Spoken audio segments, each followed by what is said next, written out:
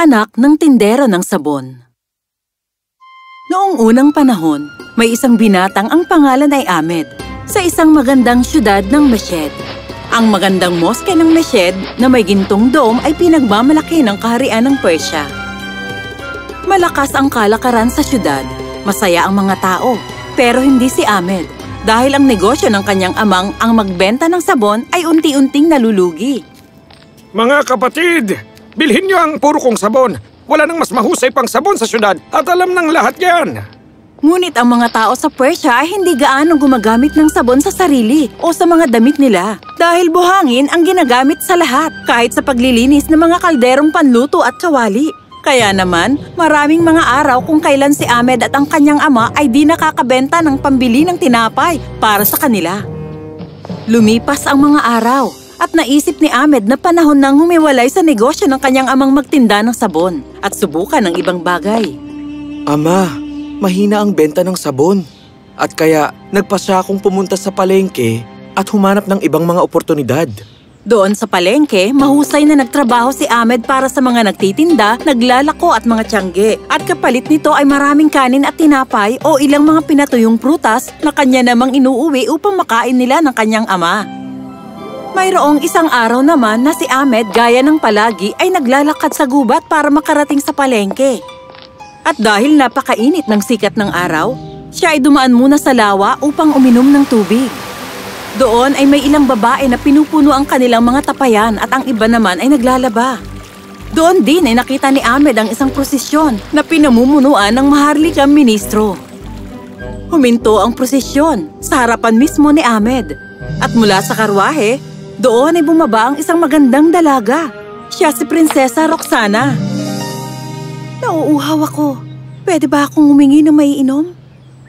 Isang babae ang lumapit sa kanya dala ang isang tapayan at nang ibibigay na nito sa prinsesa, bigla na lang mula sa mga talahib ay may isang leong galit na umuungol.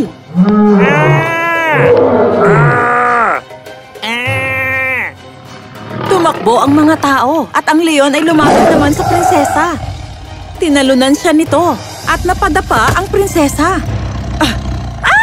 Tulungan niyo ako! Nang makita ang prinsesa sa peligro, agad na kumuha si Ahmed ng isang sulong malapit sa kanya. At inatake ang galit na leon. Iwinasiwas ni Ahmed ang sulong ng buong lakas at mabilis na tumakbo ang leon papalayo sa prinsesa. Ngumiti si Ahmed at agad na bumaling kay Prinsesa Roxana na nanginginig sa takot.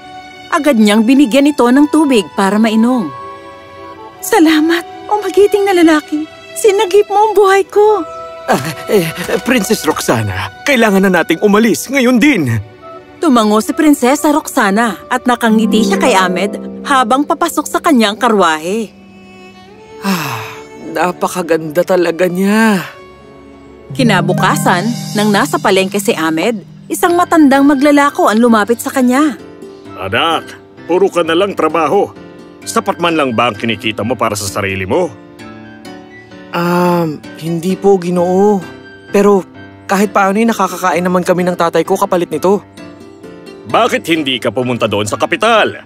Mas maganda ang kalakaran doon. At doon maganda ang kikitain ng isang katulad mo. Napaisip si Ahmed sa sinabi ng Ginoo at sinabing, Pwes, yan nga ang dapat kong gawin. Bukas na bukas, ako at ang aking ama ay sabay na pupunta agad doon sa kapital. Pagkatapos ay tumuloy na ang maglalako sa kanyang gawain. At kaya, kinabukasan, nagsimula na si Ahmed at ang ama sa kanilang paglalakbay. Naglakbay sila pagsapit ng gabi at nagpahinga naman kapag may araw para maiwasan ang matinding sikat ng araw. Nagpatuloy sila at umakyat pa ng mga masukal na daan sa mga kabundukan. At minsay tumatawid ng disyerto at masakit ang mga paa. Isang araw, habang tulog ang ama ni Ahmed sa ilalim ng puno, narinig niya ang isang tinig na dumadaing. Nagka-interes siya at iniwan ang amang natutulog at naglakad patungo sa direksyon ng tunog na narinig niya. Di nagtagal, may nakita siyang isang lalaking nakahiga sa buhangin. Mayroon siyang balabal sa kanyang mga balikat. Sa tabi niya, may isang malaking patpat na mayroong ulo ng agila na gawa naman sa marmol. Alang-alang sa mga anghel, painom po ako ng tubig. Agad namang ibinigay ni Ahmed ang kanyang pitsil. Maalat nga lang ang tubig na nasa loob nito. Ininom ng matanda ang lahat ng tubig at sa isang mabilis na iglap, Maraming salamat sa iyo, munting binata. Ako ang matandang lalaki ng disyerto at nagpapasalamat ako sa iyo sa iyong tulong. Heto, kunin mo ang munting kristal na tasang ito. Bawat umaga sa iyong paggising, maglagay ka ng isang patak ng purong tubig sa loob ng tasa. At tignan mo ito ng buong atensyon. At kung may peligro mang parating sa iyo o sa mga taong importante sa iyo o mahal mo, malinaw na ipakikita sa iyo nito ang lahat-lahat. At doon mismo, isang malamig na amihan ang dumaan.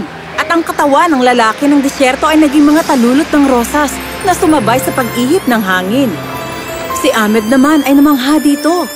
Wow! Bumalik ito sa kanyang ama at sinabi ang lahat-lahat. Paggising niya kinabukasan, ginawa ni Ahmed ang sinabi sa kanya ng matanda, ngunit wala siyang makita mula rito. Lumipas ang panahon at ngayon ay 3 araw na lang ang layo ni Ahmed at ng kanyang ama mula sa kapital. Nang biglang, inatake sila ng isang leon. Ang parehong leon na nakasagupa niya nung isang araw. Agad nitong nilapa si Ahmed. Tulong! Tulong!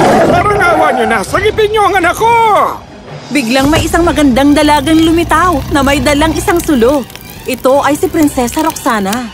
Ah! Winasiwas niya ang sulo sa mukha ng leon at agad din itong nagtatakbo palayo. Prinsesa! Ikaw? Pes, dahil dyan, patas na tayo. Salamat. Pero anong ginagawa ng isang prinsesa dito? Tinuro ni Prinsesa Roxana ang maharlikang karaban. Ang aking ama, ang hari at ako ay pabalik mula sa paglalakbay nang bigla akong may narinig na sigaw. Saan nga ba kayo pupunta? Papunta kami sa kapital ngayon. Naku, papunta din kami doon sa kapital. Sumabay na kayo sa amin. Maraming salamat, prinsesa. Kaya, sumabay si Ahmed at ang kanyang ama sa maharlikang karaban at di nagtagal ay nakarating doon sa kapital. Nang makita ang kondisyon ng ama ni Ahmed, nagpasya ang prinsesa na patirahin muna sa Royal Guest Chambers ang mga ito ng 1 linggo bago maghanap muli ng trabaho si Ahmed sa bagong syudad. Pati ang hari ay pumayag. Tama, doon ka muna sa guest chambers hanggang makakita ka ng trabaho. Masayang sumang-ayon si Ahmed dahil mayroon siyang sapat na panahon upang makahanap ng magandang trabaho. Ngunit pagkatapos ng kanyang muntikang pagkapahamak sa leon, pinagtiyagaan niyang tuwing umaga ay maglagay ng patak ng tubig sa kristal na tasa at tingnan itong mabuti. Wala siyang nakita. Hanggang sa 7 araw, nakita niya sa tubig ang isang pangitain ng haring natutulog. At nakatayo sa tabi niya ang isang lalaking may daladalang punyal at mananaksak ito. Dali-dali siyang tumungo sa hari. Kamahalan, may isang panganib na paparating. May taong nagbabalak patayin ka. Kailangan mong mag-ingat. Ahmed, ang mga gwardya ko ay mahusay ang pagsasanay at maaasahan. Huwag kang mag-alala. Sige po, inyong kamahalan. Pagkasabi nito, nilisan ni Ahmed ang korte habang iniisip pa rin kung sino kaya ang may bantang sakta ng hari. Di kalayuan sa syudad, ang leon ay nagpalit anyo bilang isang masamang lalaki. Siya ang matandang lalaki ng kabundukan.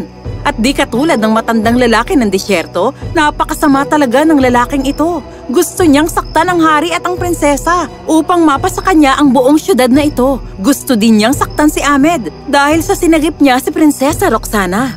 Ito na ang huli mong gabi, mahal na hari. Samantala, determinado naman si Ahmed na magbantay. Dumating ang gabi at naging tahimik ang palasyo. Natulog ang mga gwardya pero hindi si Ahmed. Siya ay naghintay. Nang biglang may nakita siyang isang madilim na anino na gumagapang sa parte ng palasyo kung saan natutulog ang hari. Walang ingay ang aninong lumapit sa pinakaentrada ng kwarto ng hari. Nang biglang sunggaban ni Ahmed ito at pagkatapos nito'y sumigaw ng napakalakas. Alerto! Alerto! Pinagtatangkaan ng hari! Pagkarinig nito, nagising ang hari. Gayon din ang mga gwardya at ang mga sundalo. Nagmadali silang lahat tumakbo kasama si Prinsesa Roxana. At pagkarating nila doon ay nagpalit muli ang anyo ng matanda sa isang leon. Labis na ang pang-aabala mo sa akin, bata. Ako na ang bahala sa hari mamaya. Pero ngayon, ako na ang bahalang magligpit sa'yo. Patalo na ang leon patungo kay Ahmed nang biglang nahulog ang kristal na tasa mula sa bulsa. At mula dito ay may lumabas na napakalaking agila. Hindi! Ang matandang lalaki ng disyerto! Wag! Ang katawan ng leon ay biglang naging abo at hinipan ng hangin palabas ng mga bintana. Ang hari, ang prinsesa at ang mga gwardya ay napanganga sa nakita. Ang agila ay tumingin kay Ahmed at ngumiti at nawala na lang ng parang bula. Labis ang pagkamangha sa nangyari, lumapit ang hari kay Ahmed at sinabing, Isa kang matapang na binata, Ahmed. Iniaanunsyo ko na mula ngayon, ikaw ang magiging Prime Minister ng kahariang ito. Napakasaya ni Ahmed at siya ay nagtungo sa harap ng hari. Maraming salamat, kamahalan. Kaya, si Ahmed ang naging Prime Minister ng kaharian. Wala nang kakulangan sa pagkain at si Ahmed at ang kanyang ama ay namuhay ng masaya. Napakasaya din ni Prinsesa Roxana dahil may lihim siyang pagtingin kay Ahmed. At ang isiping hindi niya kailanman dapat lisanin ang palasyo ay lalong nagpasaya sa kanya. Silang dalawa ay naging mas madalas na magkasama at nagsimulang ibigin ang isa't isa. Nang sabihin ni Prinsesa Roxana ang nararamdaman sa kanyang ama, naging napakasaya ng hari. Iha, hangang-hanga ako kay Ahmed. At masaya akong ikasal siya sa'yo at maging bahagi siya ng pamilyang ito. Pero ito ay kung gusto din niyang magpakasal sa'yo. Pinatawag si Ahmed sa korte ng hari. Ahmed, sinasabi ng aking anak na siya'y umiibig sa'yo at gusto niyang maging magkasama kayo habang buhay. Anong iyong masasabi? Kamahalan, iniibig ko rin po ang anak niyo. Mabuti naman. Ngayon, kakausapin ko ang iyong ama at pagpaplanuhan na ang kasal.